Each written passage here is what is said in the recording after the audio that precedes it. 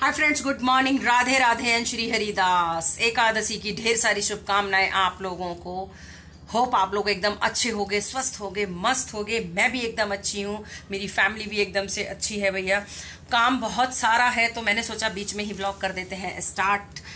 ये देखो सारे बेड पे ना कपड़े फैले पड़े हुए हैं। ये सारे मुझे तय बनाने के लिए हैं, मतलब वॉश करे हुए हैं लेकिन उतारे गए हैं वहां से, बाहर से बालकनी में से। वो तय बनाने के लिए पूरे बेड पे फैले हुए बच्चे, मतलब एक जगह इकट्ठे रख भी दो ना यहाँ पे तो इकट्ठे बच्चे रहने नहीं देते हैं, उनको पूरा फैला देते हैं। फैला दिए हैं पूरे बेड, कोई दिक्कत नहीं है।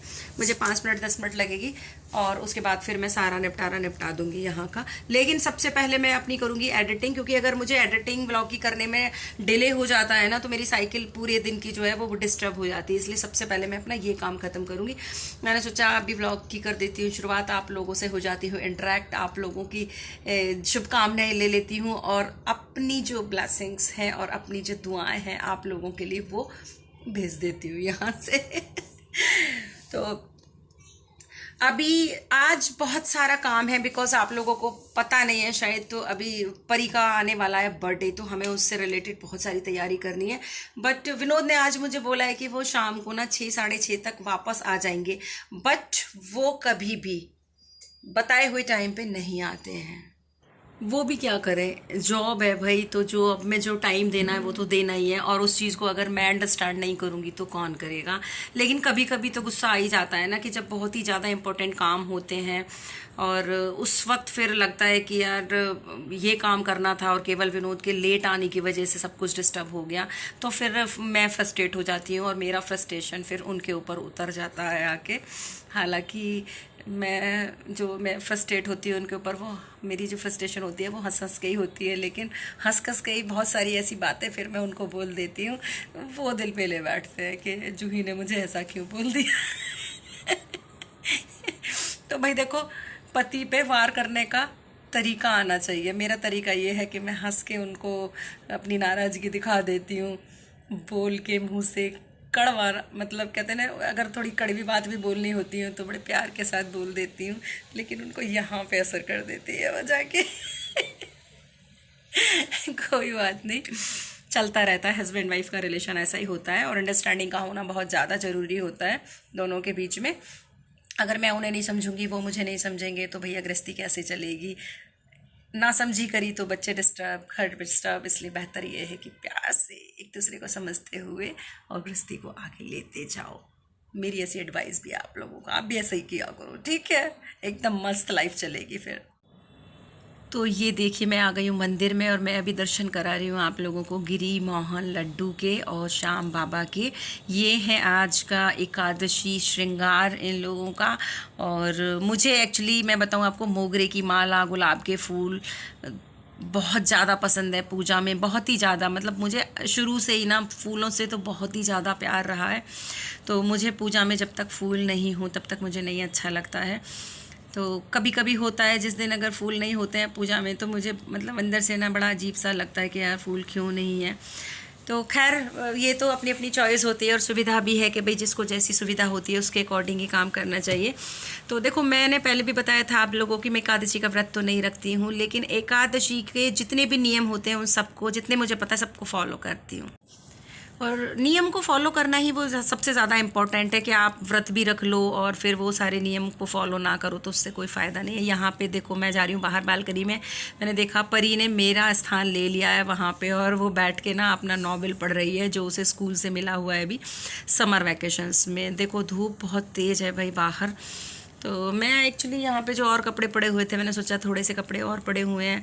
कपड़ों का काम तो ख़त्म ही नहीं होता, सारे दिन कपड़े उतारते रहो फैलाते रहो, उतारते रहो फैलाते रहो, सारा दिन यही चलता रहता है।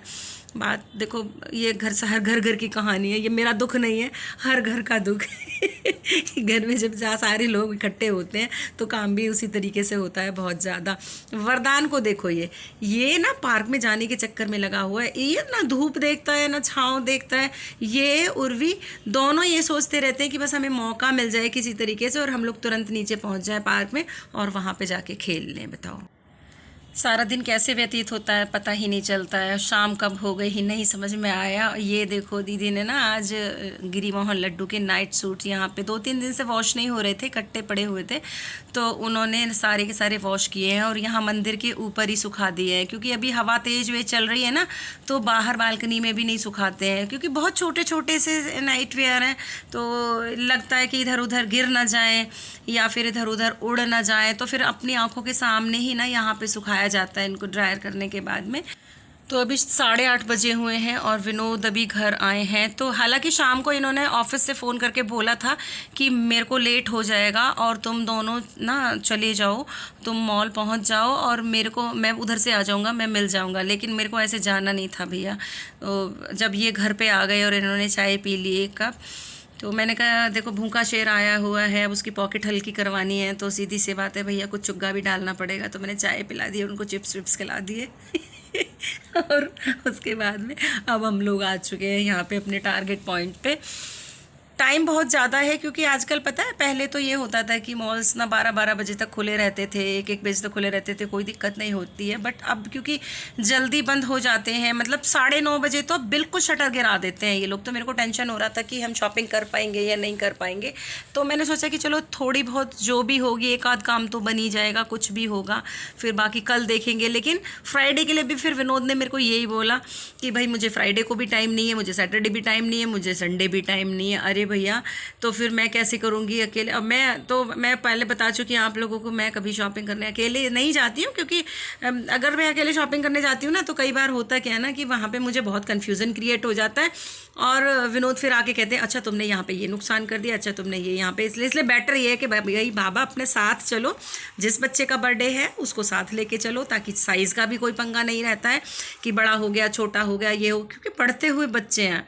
तो अगर ये देखा जाए, और हर कंपनी का मैंने देखा अलग अलग साइज़ होता है, आप कपड़े ले लो, जूते चप्पल ले लो, कुछ भी लेने जाओ तो बेटर यही होता है कि भैया बच्चों को साथ लेके जाया जाए, तो सबसे ज़्यादा अच्छा होता है।